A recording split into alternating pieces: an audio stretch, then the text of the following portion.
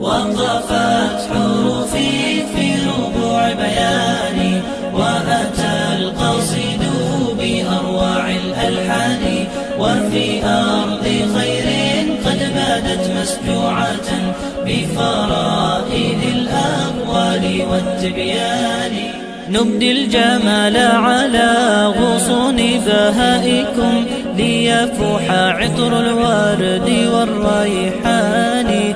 أمجاد قد أبدت جمالا خافقا، صنعت قلائد من جمال هاني. ومجدات بنت القصير قد سارت بالنور في الأنحاء والأركان، ولأجل أشواق الحروف تأنقت تحكي بها الفعل بالإيمان.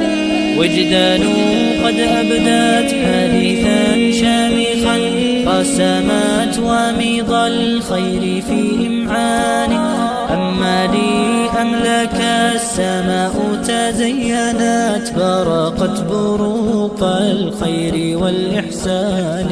ومرام تلك حديث خير ينجلي، تلك ابنة العوف ارتقاء ثاني.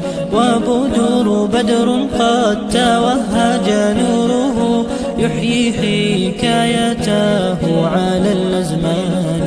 وختام قد ختمت بحسن مساكب، غيث تراه بأطياب الهطلان.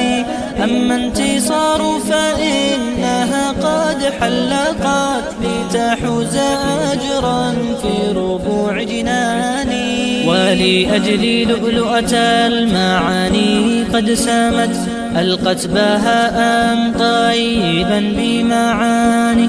والكون يشرق من رواب، كلما ظهرت توالى الخير في أفنان. وهناك من أمل ترى كل المنى، تربي قصيد السعد بالأوزان.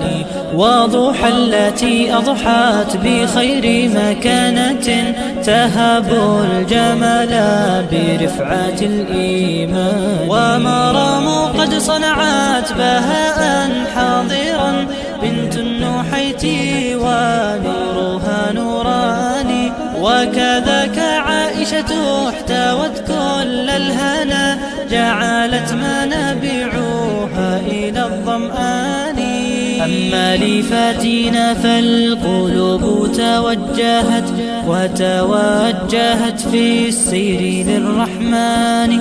وجواهر الساري بدت في روعة، تهني بغير تأخر وتواني. ولنوف مرتفع علت بفعالها، فوق السحاب بدون ما نقصان.